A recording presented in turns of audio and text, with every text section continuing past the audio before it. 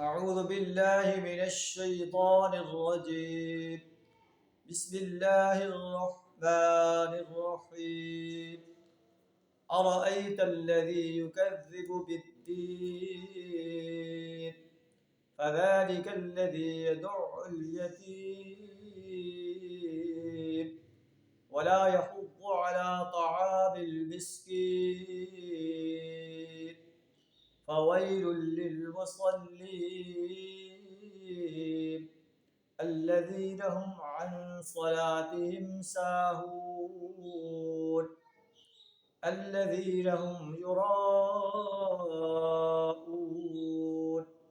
ويمنعون الماعون. صدق اللہ العظیم. سورہ الماعون آپ کے سامنے تلاوت کی. مدنی صورت ہے. اسے الماعون اس لیے کہتے ہیں، اس میں معون کا لفظ آیا ہے، وَيَمْنَعُونَ الْمَاعُونَ. اس صورت کے اندر عرب کے اخلاقی پستی کا ایک منظر بیان فرمایا گیا ہے. عرب کے اندر جو ظلم و ستم کا دورہ تھا اس کو بیان فرمایا گیا ہے. خاص کر یتیموں کو دھکے دیے جاتے تھے، یتیموں کے مال کو ان کی وراثت پر لوگ قابض ہو جاتے تھے. اللہ فرماتا ہے کہ ارأیت الذی یکذب بالدین، کیا آپ نے اس شخص کو دیکھا جو یوم جزا کو جھٹلاتا ہے، یوم حساب کو جھٹلاتا ہے. فذلک الذی یدع الیتیم، یہی شخص تو وہ ہے جو یتیم کو دھکے دیتا ہے. جو انسان یوم جزا کو جھٹلاتا ہے، یتیم کو وہی دھکے دیتا ہے کیونکہ اسے اس بات پر یقین نہیں ہے اسے یوم حساب کے موقع پر اپنے زیادتی کا، اپنے ظلم کا حساب دینا پڑے گا. ولا يحض على طعام المسکین، مسکین کو کھانا کھلانے کی ترغیب نہیں دیتا، نہ خود مسکین کو کھانا کھلاتا ہے نہ کسی دوسرے کو اکساتا ہے. اللہ فرماتا ہے کہ ایسے انسان بدقسمت انسان ہیں، انہیں اللہ کی عدالت میں پیش ہونا ہوگا اور اپنے ظلم کا، یہ جو یتیم کو دھکے دے رہے ہیں، یتیم کے مال کو ہڑپ کر رہے ہیں، اس کا حساب دینا پڑے گا. اور اس کے ساتھ ساتھ منافقین کو خبردار کیا جا رہا ہے کہ جو زبان سے کہتا ہے کہ ہم ایمان لائے، عمل سے اس کا انکار کر رہے ہیں، نمازیں بھی پڑھتے ہیں، روزے بھی رکھتے ہیں اور دوسرے نیک کام کرتے ہیں، لیکن دل میں ان کے جو ہے منافقت ہے، کھوٹ ہے. اللہ فرماتا ہے فویل للمصلین، تباہی ہے ان نمازیوں کے لیے، ویل ہے ان نمازیوں کے لیے، الذین هم عن صلاتهم ساہون، جو اپنی نمازوں سے غفلت برتتے ہیں.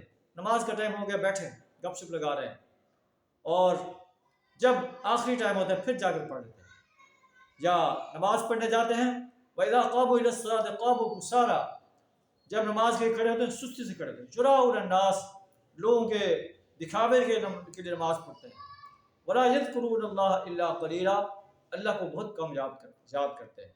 اللہ ہوتا ہے ایسے انسانوں کے لیے ویل ہے. ہمیں بھی اپنے بارے میں غور کرنا چاہیے کہ اللہ نے ہم پر 5 نمازیں فرض کی ہیں.